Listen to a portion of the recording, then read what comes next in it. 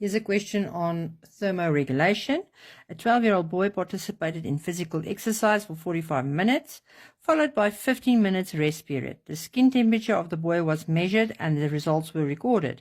The diagram below represents the skin of the boy before exercise. And you have this diagram. You can see there's a sweat gland and there's a blood vessel.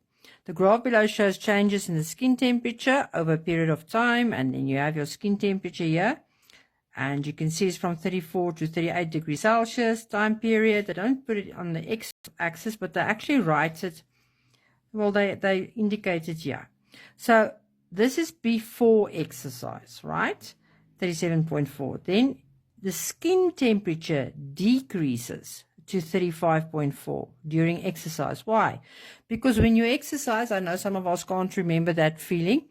You start to sweat. And when you sweat, that sweat evaporates and cool down your skin, because this is all about skin temperature, not body temperature. I guess your body's getting hot, but your skin is cooling down because the sweat is evaporating, right? And then he's resting. So directly after exercise is 35.4. Now he's sitting down resting. He's got a rest period. And now it will start to increase again to 36.9 after a rest period. Right. So just look at all the information the graph is giving you. Read everything. Name the homeostatic mechanism. This will be thermoregulation. Part of the brain that is responsible for this mechanism, that will be your hypothalamus. Right. Then the next question, if I can find it, is from the diagram, identify the following parts. P will be your sweat gland, and Q will be a blood capillary or a blood vessel or a capillary. Right, calculate the percentage decrease in the average skin temperature of the boy before and directly after exercise. Read what they are asking for. Right, before is 37.4, right? Directly after is 35.4. So you will use this formula for percentage decrease. Is 37.4 minus 35.4. That one minus that one over the big value, 37.4. So that you get a mark, 1 mark for. Times 100, you always get for the times 100. So even if you make a mess here and you just wrote times 100, you get at least 1 mark there. And please bring a calculator, because you need to calculate. Do this and times 100 to get to that answer. Right.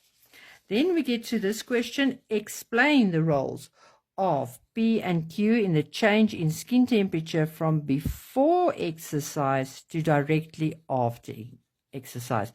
I think learners didn't read this nicely. They just saw the graph and they said this is before and this is after. So what they did was they were describing this process as well as this process. No. The question is asking before exercise and directly after exercise. So it's cooling down. It's cooling down. And that is always vasodilation. Right, so only vasodilation. Skin temperature decreases because part Q is dilated. What is part Q? That will be your blood capillary. Ne? Causing more blood. You have to write more blood. Right? If you don't just write blood, it's not going to be correct, because there's always blood in your skin. To the surface, part B becomes more active. Your sweat glands are always active, but it will become more active now, causing more heat to be lost by to the environment by evaporation. Right, so only this process. You had to just read the information on the graph and what the question was asked.